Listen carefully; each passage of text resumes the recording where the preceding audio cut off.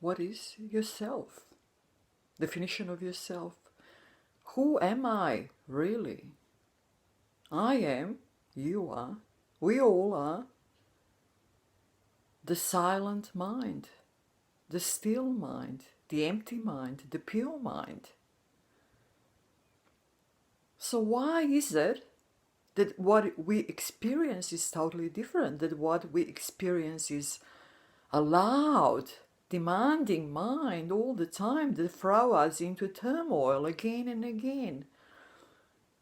Why is it such a big difference between what I say that we are, you are, I am really, and what we experience? Because of our ignorance. We just simply do not know who we really are. The answer to the question, who am I really, is the key one. The way we answer it is just completely wrong. We need to be looking for the still part, for the silent part, for the empty part, for the mind that is pure. That is what we need to be looking for. And that is what is, and what we all are, and what is I am. But because we do not know that, and because we wrongly assume that what we experience, which is the loud mind, the demanding mind, the mind that's changing all the time, the physical body, the physical environment, because we wrongly assume that all this is what is, and that is who we are not looking for the silent mind. We're not looking for the empty mind.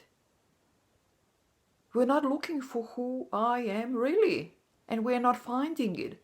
But if we were to look for it, we cannot miss it because it's always here. It is always present. This is the presence that is always here. The still, the empty, the blissful presence that never goes away.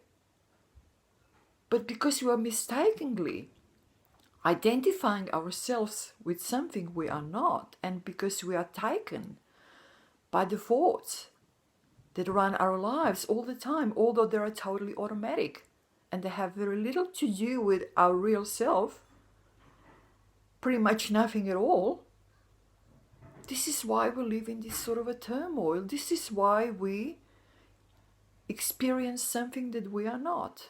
And we struggle because of that. Because of the wrong identification. If we were just to know it and acknowledge it and understand it, if we were just, for example, be learning that from an early age and getting this understanding from an early age and learning to identify the still part, the silent part, the empty part, we would never be in any strife at all. We would never be in any struggle at all. We would understand and experience directly what is, who we really are.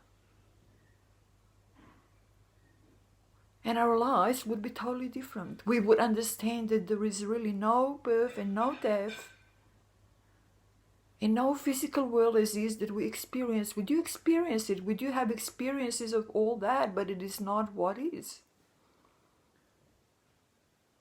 If we just knew, if we just understood, if we were just not ignorant, it's just such a small if.